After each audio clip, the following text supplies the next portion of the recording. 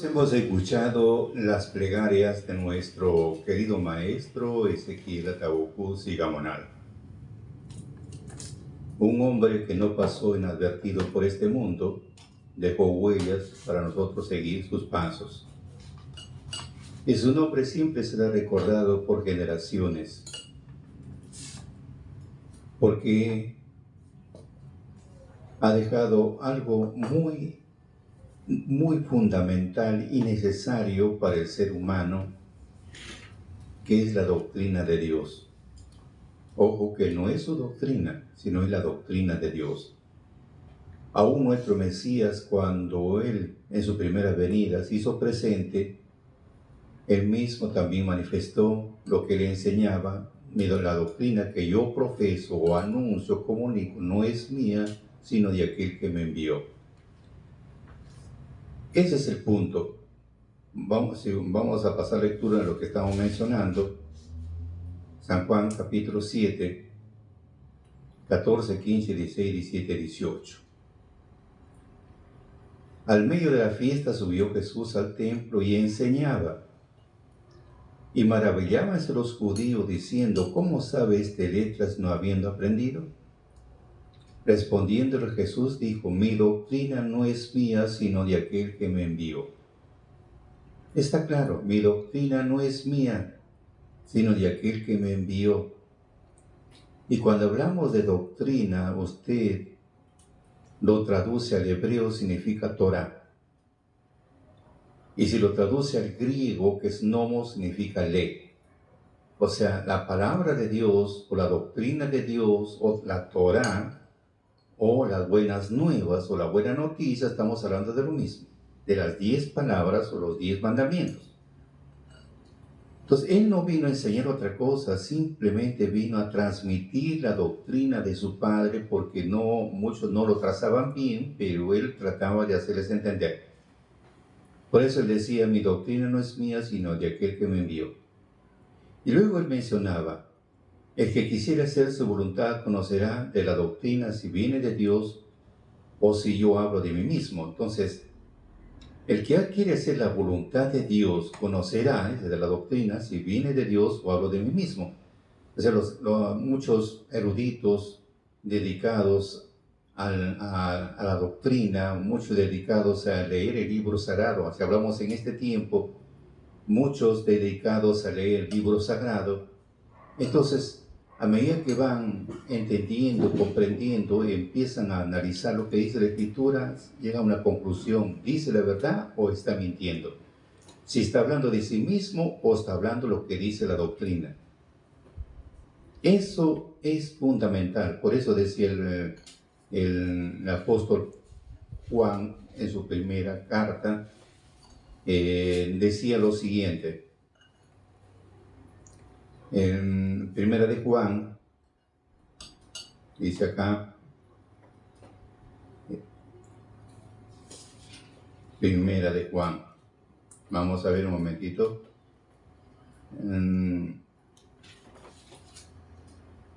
Vamos a ver, dijo el ciego.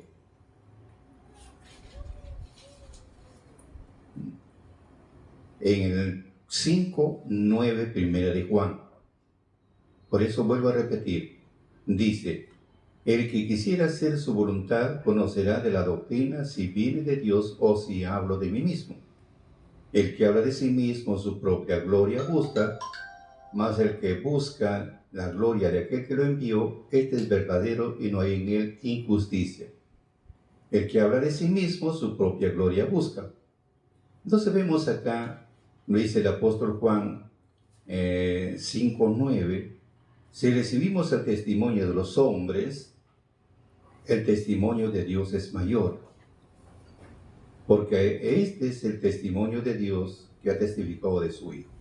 Entonces vemos acá algo interesante. El apóstol Juan dice: si recibimos el testimonio de los hombres, quiere decir, uno testifica, yo fui así, no sé cuánto, es testimonio personal.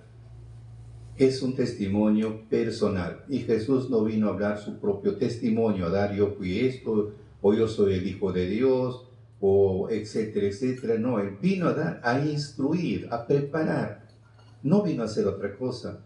vino a edificar, vino a orientar a aquellos que no supuestamente lo estaban entendiendo, así como dijo a Nicodemo, era pues un erudito en la doctrina, y le habló un poco de profecía, un poco, dijo, bueno, cuando dijo tienes que volver a nacer de nuevo, y él pensaba que iba a regresar pues a su vientre materno. No pudo entenderlo, digo, si cosas materiales te estoy hablando, ¿cómo será cuando te hable las celestiales? Entonces él hace ver como él no daba un testimonio personal, sino daba un testimonio lo que es de Dios, de parte de su Padre. Por eso dice que el testimonio de Dios es mayor que el testimonio de los hombres. Entonces, ahí sacamos una conclusión. Por eso decía, es necesario repetir,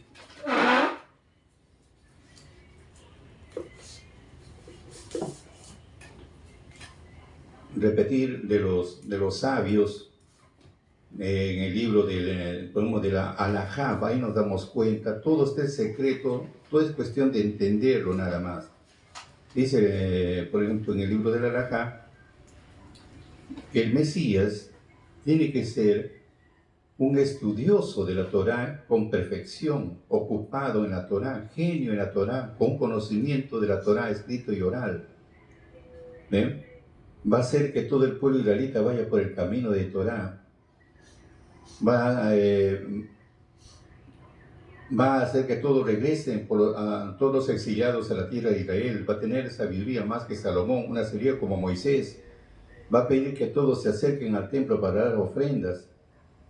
El Mesías, dice luego, el Mesías va a ser, el Mesías no es el objetivo, sino es el instrumento, un medio para llegar al objetivo. Entonces vemos que aquel Mesías tiene que ser un estudioso de la doctrina de Dios con perfección, ocupado, un genio. Entonces está claro lo que dice acá. Él no vino a dar su propio testimonio, sino un testimonio de lo que es de su Padre. El que habla de sí mismo su propia gloria busca, más el que busca la gloria de aquel que lo envió, este es verdadero y no hay en él injusticia. Pues el que viene de parte de Dios siempre tiene que hablar más de la doctrina de Dios, tiene que hablar de la ley de Dios, que es en griego, más tiene que hablar. Y si no habla de la ley de Dios, no digamos, trata de eliminarlo, entonces no es de parte de Dios. Habla un testimonio personal, carnal. Eso tenemos que entender. Pero vamos acá, regresando al tema que estamos preparados para el día de hoy. Hemos visto quién descendió del cielo y hemos aclarado quién descendió del cielo, porque estamos viendo cómo se avecina la fiesta de la Pascua, que se va a llevar a cabo. Bueno, muchos de mis hermanos, del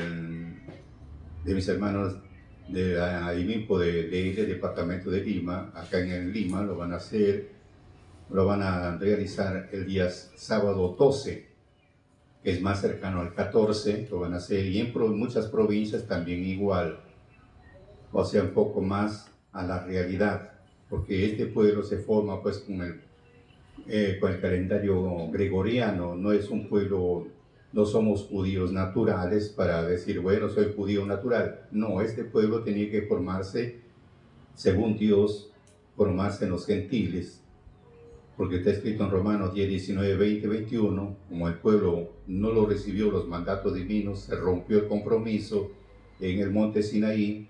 Por segunda vez lo vuelve a llamar Dios a Moisés, pero se escribe para el futuro, la segunda vez, porque dice Salmo 118, escribiste a esto para la generación futura y el pueblo que se criará. Entonces habla de un pueblo nuevo que tiene que criarse. Y en Romanos dice 10, 19, 20, 21, dice, no ha conocido esto Israel. Primeramente Moisés dice, yo os provocaré a celos con gente que no es mía. Ya está esclareciendo, con gente que no es su gente, o con gente que no son judíos, con gente insensata todavía, gente torpe, que no tiene nada de conocimiento de lo que es de Dios. Con gente insensata os provocaré a ira. O sea, se levanta un pueblo, Dios mismo levanta un pueblo para poner a celos y a ira con el pueblo natural. Y luego dice, tiene que manifestarse gente que nunca preguntaron por él ni tampoco lo buscaron, porque todo el tiempo extendió sus manos a un pueblo rebelde y contradictor. Y luego dice en Romanos 9, 25, 26, llamaré al que no es mi pueblo, lo llamaré pueblo mío, a la no amada lo llamaré amada. Y en el lugar donde le fue dicho, ustedes no son mi pueblo, allí serán llamados hijos del Dios viviente. O sea que se forma un pueblo con puros gentiles, y nuestro maestro dice, tiene que ser reunidos, como dice en Isaías, tienen que ser reunidos de los cuatro cabos de la tierra, reunidos todos los que están escritos en el libro de la vida, sin faltar ninguno. Después recién ahí se declara el juicio. Y tienen que juntarse también los que están escritos del mismo pueblo de Israel. Una vez que están todos reunidos, recién se va a aplicar el calendario hebreo. Ahí recién se va a aplicar el calendario hebreo, pero según Dios, no según los hombres, porque ahorita imagínense que el calendario hebreo, el mes tiene 30 días, bíblicamente tiene 30 días, nada 28, 29, 30 días, ahora cuadra, pues amigo, cuadra la hora, y los principios de cada mes es con la luna nueva. Entonces, por eso que cuando salieron de Egipto, salieron en en el plenulio, o sea, estamos hablando de la luna llena, o sea, luna llena completa. Estamos hablando, salieron el 16 de abril, el 14 festejaron la Pascua, y al día siguiente, estamos hablando del día 15, como según la Escritura, salieron el día 15, por eso también se festeja panes sin levadura por la salida de Egipto. Entonces vemos, la historia lo dice todo y tenemos que repetir, con la diferencia que algunas cositas va a ser de los días. Bueno, eso es lo que estamos mencionando de la Pascua, llámese así, que nuestro Señor Jesucristo, nuestro Mesías, también festejó la Pascua, porque es una fiesta que todo el mundo debe pasar. Acá no solamente uno ni dos, todo el mundo. Incluso encontramos el Antiguo Testamento, muchos no pasaron la Pascua y le dijeron a Moisés, hay muchos que sus familiares han fallecido, no han podido asistir, o de repente por viaje, y tantas, hubo inconvenientes. ¿Qué hacemos? No tenemos derecho a pasar. Entonces ahí cuando clama a Dios Moisés, y le da pues el segundo mes, en este caso sería mayo, que festejen la Pascua, porque la Pascua es un solo día, la fiesta de la Pascua es un solo día. Esa es una fiesta grande, por eso se llama Pesach o Pascua. Pesach viene en hebreo, pasó por alto, y según la Escritura, Pascua es una víctima. Por eso dice en Éxodo, si mañana más tarde le preguntan, ¿por qué hacen ustedes este rito de matar al cordero, con la sangre espiar los linteles y los postes de las casas, luego con la carne, no pueden comer cruda ni sancochada con agua, sancochada en agua? Entonces, ¿por qué hacen ustedes este rito? O sea, tienen la carne frita, panes sin levadura, con hierbas amargas. ¿Por qué ustedes participan, hacen este rito? Entonces van a decir, es la víctima de la Pascua de Jehová, en el cual pasó pues en la noche, y a la medianoche vino la plaga y murieron todos los primogénitos. Entonces, ¿por qué? Entonces es una fiesta grande donde todo el mundo tiene que pasar, todos los que tienen, especialmente los que son liberados, tienen que pasar esta fiesta en honor a su libertad, en honor. Ahora, viene nuestro Mesías y festeja también esta fiesta porque Él es judío. Él fue judío, no fue romano, no fue griego, no, Él fue judío, y como todo judío, tiene que pasar esta fiesta grande. Y otra cosa, que Él representaba el Cordero Pascual. Eso hemos visto el día de ayer, cuando Juan estaba al otro lado del río Jordán, dice la Escritura, Él estaba bautizando, y Jesús se fue donde estaba Él para que lo bautice, porque Él hablaba, dijo, yo no soy digno de desatar la correa de un zapato, porque detrás de mí viene otro más poderoso que yo, y bautizará con agua y con fuego. se ponga espíritu. Entonces, más poderoso que yo. Entonces, daba testimonio. Entonces, cuando llegó él y dijo bien claro que es necesario que se cumpla, porque no quiso bautizarlo tampoco Juan. Es necesario que se cumpla. Así que procede nomás. Y fue bautizado. Pero antes de llegar dijo, he ahí el Cordero de Dios que quita el pecado del mundo. Entonces, él representaba el Cordero Pascual. El Cordero, o sea, el Cordero, que significa el Pascual, que es la víctima. La víctima era el precio de ser, así como más o menos me puedan comprender, antes de salir de Egipto hubo un precio de sangre. Antes de salir de Egipto, por eso todo fue algo figurativo, no es, aparte de ser real, también fue una figura para el futuro. Aparte de que ha sido real, también fue una figura para el futuro lo que va a acontecer. Antes de salir de Egipto, estamos hablando, hubo un precio de sangre, un derramamiento de sangre para que después venga la libertad. Y nuestro Mesías, hablamos de nuestro Señor Jesucristo, Él es el Cordero del futuro, donde tenía que ser el precio de sangre de la libertad de los esclavos del pecado.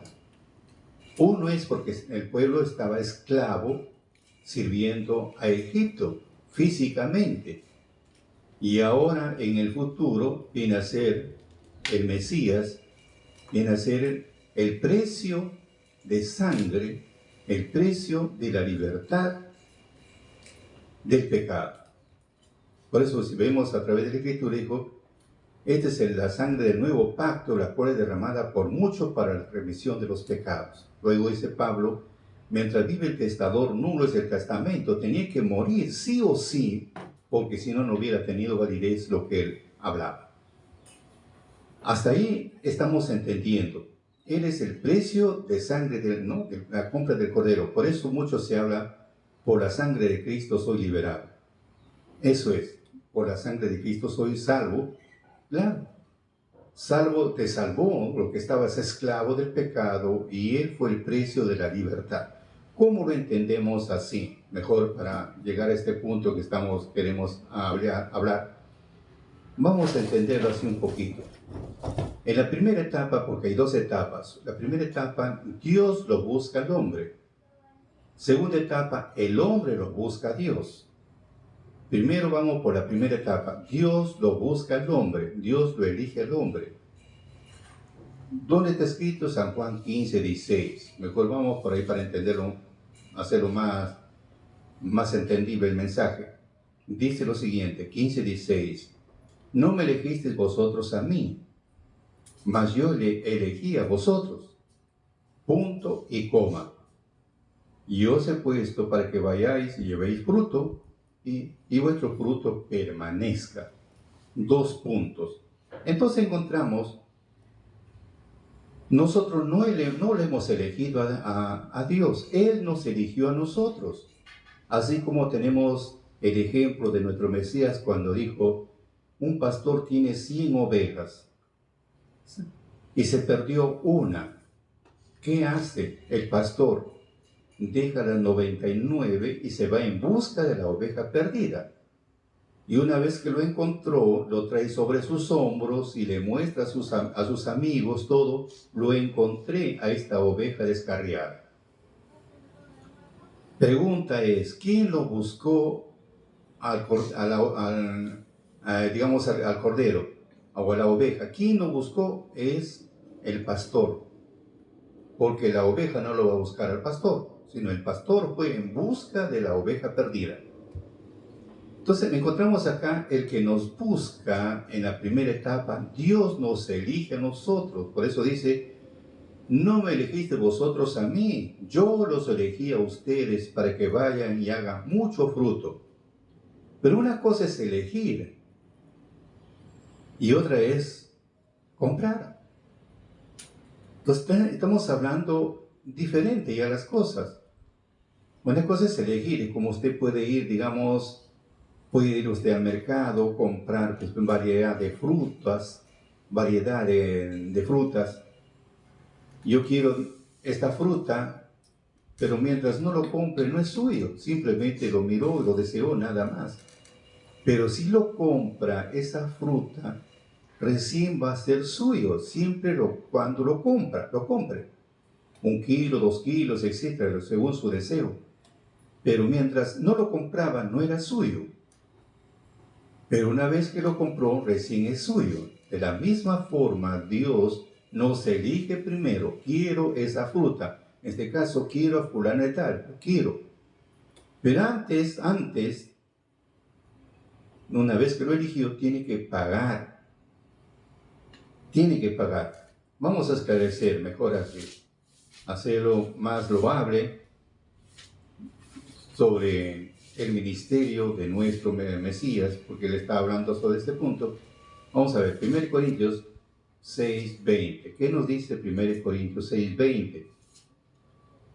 Porque comprado soy por precio, listo, 2 puntos. Porque comprado soy por precio. O sea, hemos sido comprados, pero por precio. Y una vez que hemos sido comprados por precio, dice el apóstol Pablo, glorificad pues a Dios en vuestro cuerpo y vuestro espíritu, los cuales son de Dios, porque ya me compró. Empiezo a glorificar a Dios, a agradecer a Dios en mi cuerpo y en mi espíritu, porque son de Dios. Me compró por un precio. Pero ¿cuál es ese precio que paga o pagó por cada uno de nosotros y ya somos liberados? Entonces el apóstol Pedro ya nos esclarece cuál es ese precio de sangre, ese precio. Dice lo siguiente, primera de Pedro 18 y 19. ¿Cuál es ese precio? Sabiendo que habéis sido rescatados de vuestra vana conversación, la cual recibisteis de vuestros padres, no con cosas corruptibles como oro o como plata, sino con la sangre preciosa de Cristo, como de un cordero, sin mancha y sin contaminación, como la sangre de un cordero. Así como en Egipto, antes de salir, mataron al cordero, entre las 2 tardes mataron al cordero, el día 14, entre las 2 tardes, en otra versión dice a la mitad de la tarde, en otra versión menciona 3 de la tarde, ya de frente. Entonces, esa hora, y Jesús también murió a las 3 de la tarde, o la 9ª hora del día. Concuerdan, todo está, el Cordero Pascual en Egipto y el Cordero que presenta nuestro Mesías.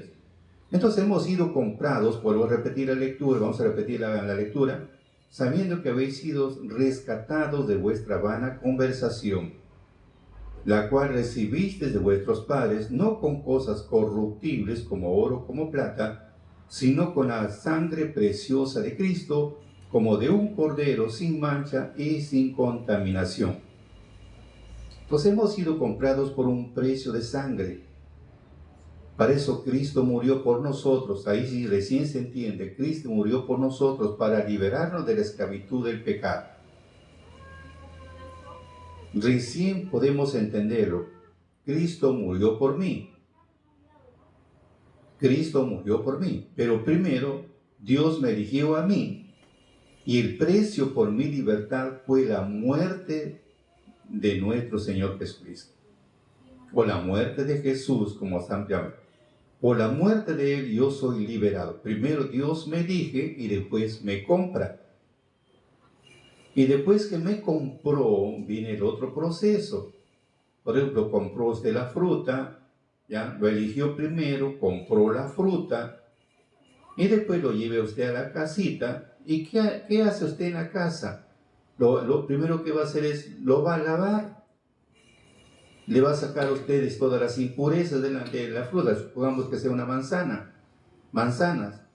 Lo empezó usted a lavar.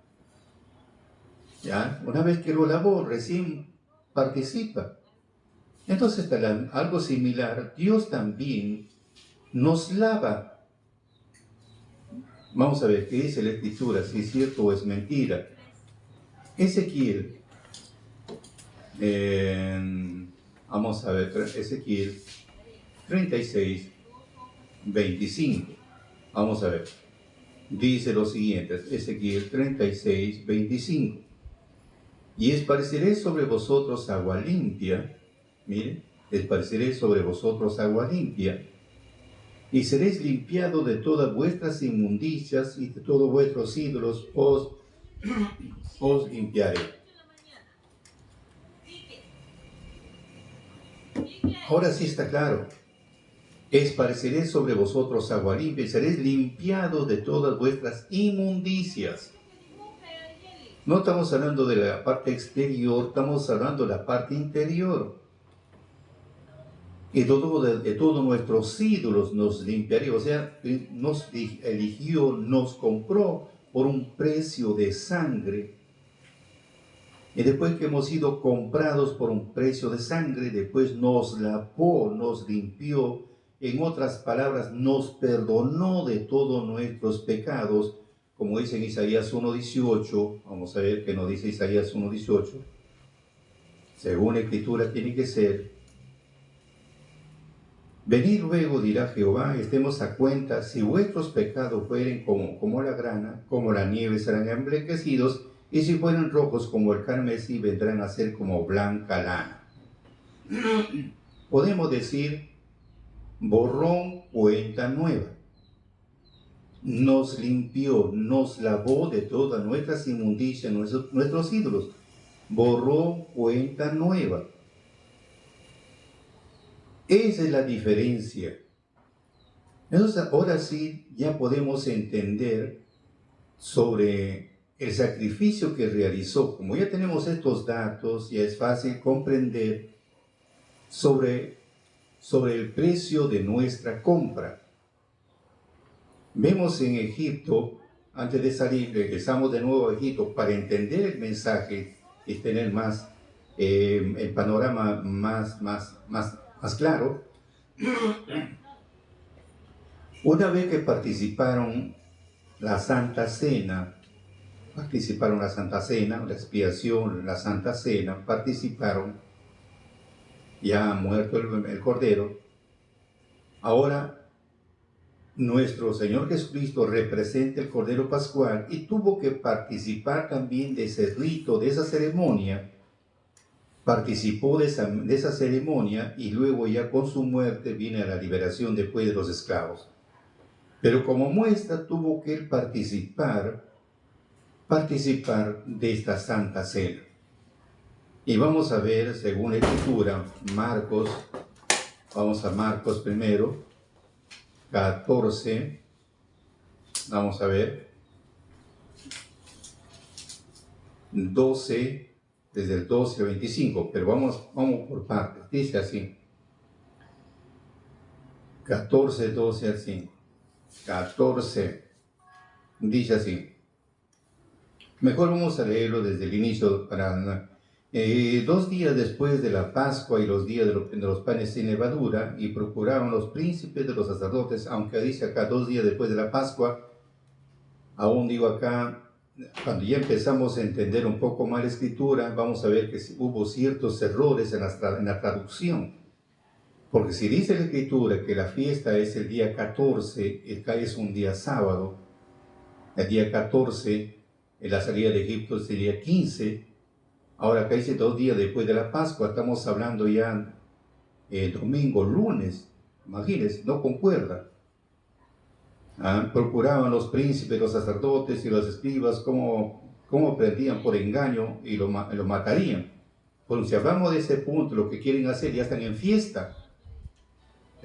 Y más todavía si son sacerdotes, como hay razón, tenían que estar en la fiesta 8 días, que vienen a ser los panes sin levadura, y no están tramando qué es lo que van a hacer durante la fiesta.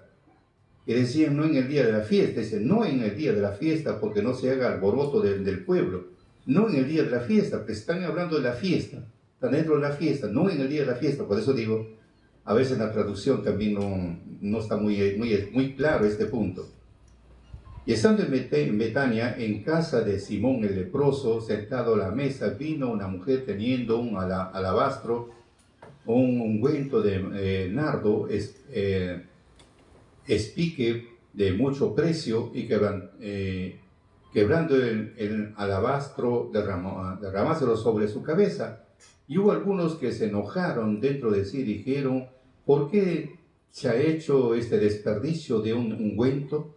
Porque nadie podía ser vendido por más de 300 denarios y daría a los pobres y multiplicarías contra ellos. O sea que es un precio de un año de un obrero, el precio, o sea, lo que había ganado de un año era el precio de este ungüento, por eso que estaban preocupados. Y Jesús dijo, dejadla, ¿por qué lo fatigáis? Buena hora me ha hecho, que siempre tendréis a los pobres con vosotros, cuando quisierais les podéis hacer bien, mas a mí no siempre me tendréis. Esta ha hecho lo que podía, porque se ha anticipado a ungir mi cuerpo para la sepultura. De cierto os digo, donde quiere que fuere predicado este evangelio en todo el mundo, también este hecho será dicho para memoria de ella.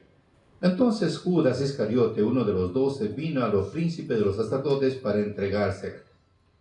Y ellos, oyéndolo, se holgaron y prometieron que le darían dinero y buscaban oportunidad cómo entregársela.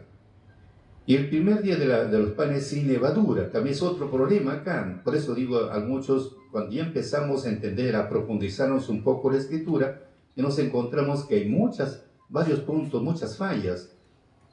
Bueno, estamos viendo después, era la Pascua, 2 días, estamos hablando domingo, lunes, estamos hablando ya había pasado, ya había pasado la Pascua, estaba en la fiesta de los panes sin levadura.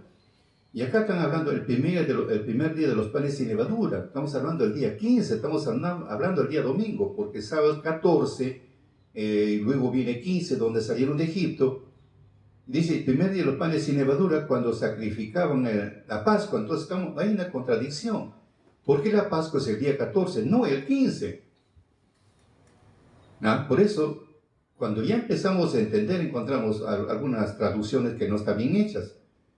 Por eso dice, el primer día de los panes sin levadura, que es el día domingo ya 15. Cuando sacrificaban la Pascua. No, la Pascua se sacrifica el día 14. Su discípulo le dice, bueno, vamos un poco más de historia para luego comprender. Sus discípulos le dicen, ¿dónde quieres que vayamos a disponer para que coma la Pascua? ¿Dónde quieres que vayamos a disponer para que comas la Pascua? En Mateo dice, tenía que aderezar la Pascua. Vamos a ver, Mateo 26, también hay un error ahí.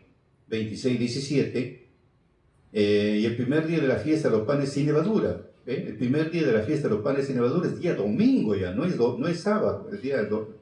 La fiesta de los panes sin levadura es domingo. Vinieron los discípulos a Jesús diciendo, ¿dónde quieres que adorecemos para ti comer la Pascua? Estamos hablando domingo, no. La Pascua es 14, no 15. Entonces acá dice, tenía que aderezar para comer la Pascua, aderezar. Y cuando hablamos, amigos, la palabra aderezar, estamos hablando, pues, condimentar. Aderezar es sazonar, condimentar, adobar. ¿Pero qué cosa tiene que adobar? Una víctima, como dice Éxodo 12, 26, 27. Si mañana más tarde le preguntan por qué hacen ustedes este rito de matar al cordero, etcétera, etcétera, entonces dirán, es la víctima de la Pascua de Jehová. O sea que la Pascua es una víctima donde tenían que degollar entre las 2 tardes, dice otra versión, otro dice a la mitad de la tarde, otra versión dice 3 de la tarde, de frente. Entonces encontramos que es ahora. También Jesús murió a 3 de la tarde, pero acá vemos, lo sacrifican al cordero. Y aplicaron entre las 2 tardes, porque es ¿dónde quieres para aderezar para comer la Pascua? Para aderezar, o sea, ¿dónde vamos a matar la Pascua? O sea, ¿dónde lo mandan a matar el cordero? Estamos viendo que aplicaron 3 de la tarde inclusive. Por eso dice acá, ¿dónde quieres que vayamos a disponer para que coma la Pascua? Para que comas, porque se tiene que aderezar. Y a una fiesta no se puede aderezar. A una fiesta no se puede condimentar. A una fiesta no se puede adobar. Tiene que ser comida. Entonces acá aderezaron a la Pascua, a la víctima. Y luego dice, envía a 2 de tus discípulos. Entonces lo envió a sus dos de sus discípulos. Entonces cuando le envió a estos dos discípulos, eran pues, según dice la Escritura, era Pedro y Juan. A estos dos los envió. Por eso dice, y digo, envía a todos de sus discípulos y le dice, id a la ciudad y os encontrará un hombre que lleva un cántaro de agua y seguidle. Y donde entrare, decida al señor de la casa, el maestro dice, ¿dónde está el aposento donde he de comer la Pascua con mis discípulos? Entonces acá ya está aclareciendo que tienen que comer esa Pascua. Comer esa Pascua. Ahora, yo mostraré un gran cenáculo ya preparado, aderezar para nosotros allí. Entonces tenía que aderezar, condimentar, preparar, adobar a la carne. Entonces, hablando que lo tenía que hacer. Muy bien.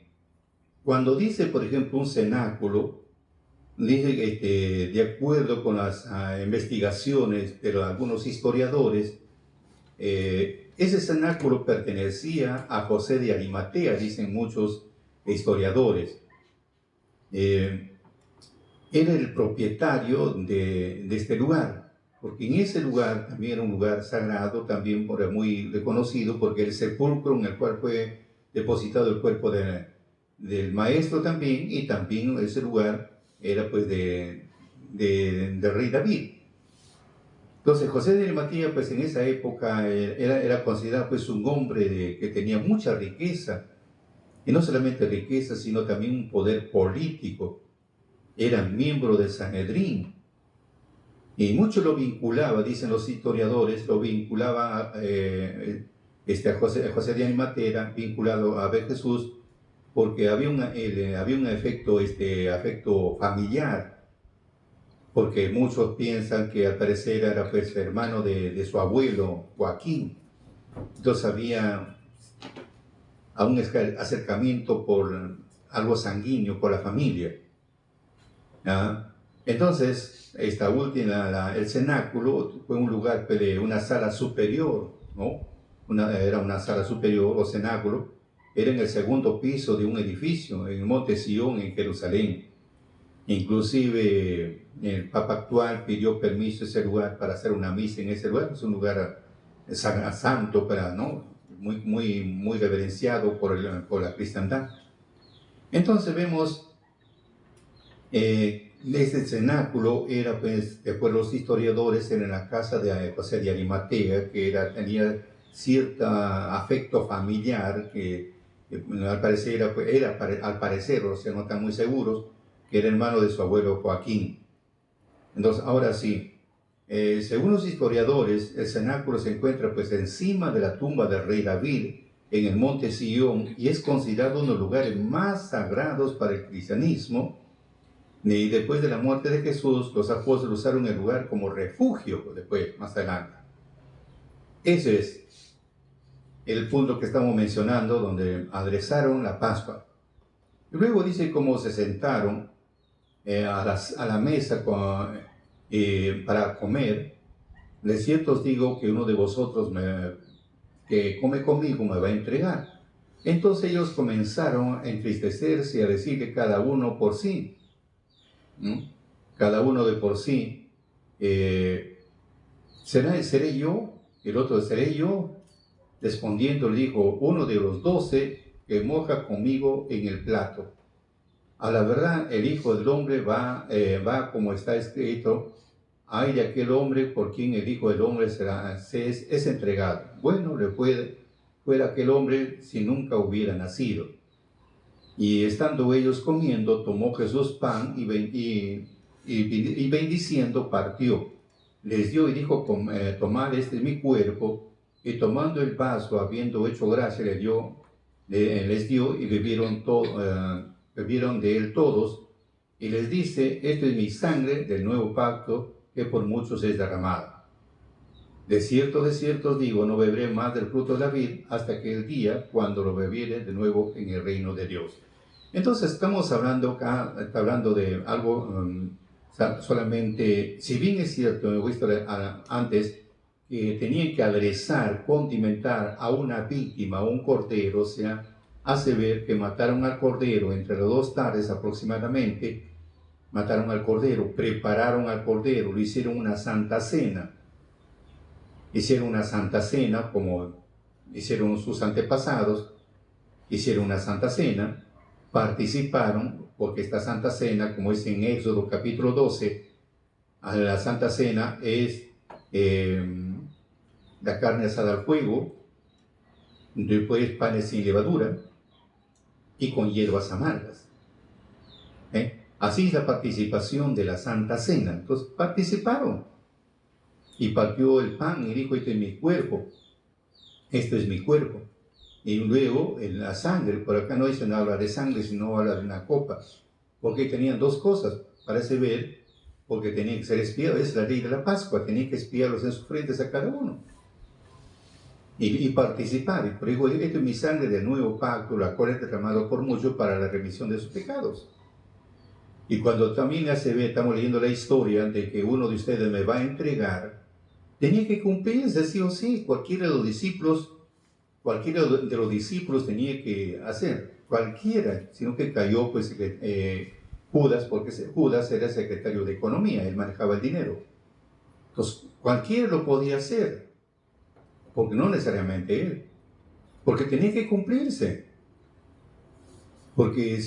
tenía que cumplirse porque él dijo bien claro: esta es mi sangre del nuevo pacto, la cual es derramada por muchos para la remisión de pecados.